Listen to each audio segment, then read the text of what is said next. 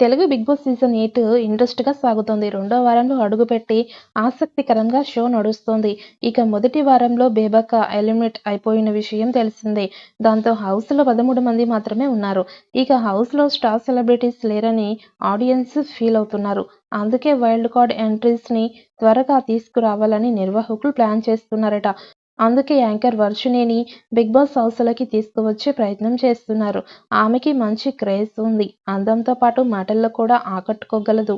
అందుకే ఆమెకి భారీ పారితోషికం ఇచ్చి హౌస్‌లోకి తీసుకువస్తున్నట్టు తెలుస్తోంది.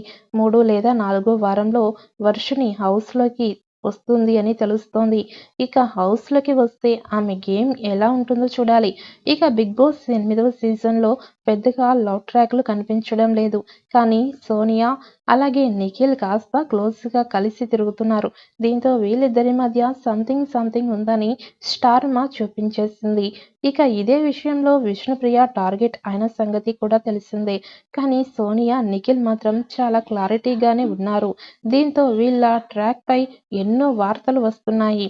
తాజాగా జరిగిన ఎపిసోడ్‌లో సోనియా ఆకుల నువ్వు సిగరెట్ కాల్చడం మానేస్తే ఏది అడిగినా ఇస్తా అని నిఖిల్‌తో చెప్పింది. దీంతో అతడు ఒక్కసారిగా షాకయ్యాడు.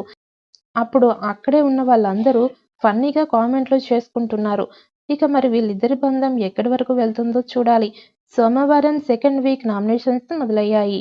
నామినేషన్స్ డే అంటే ఇంట్లో కంటెస్టెంట్స్ మధ్య వాడీవేడి చర్చలు నడుస్తాయి. వాగ్వాదం చోటు చేసుకుంటుంది. ప్రతి కంటెస్టెంట్ ఇద్దరిని నామినేట్ చేయాలి. వారి మీద రంగు నీళ్లు పోయాల్సి ఉంటుంది.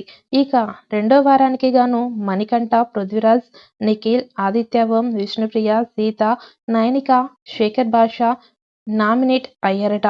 సీత, నైనిక, మణికంఠ, పృథ్వీరాజులలో ఒకరు ఇంటిని వీడే అవకాశం మెండుగా ఉంది.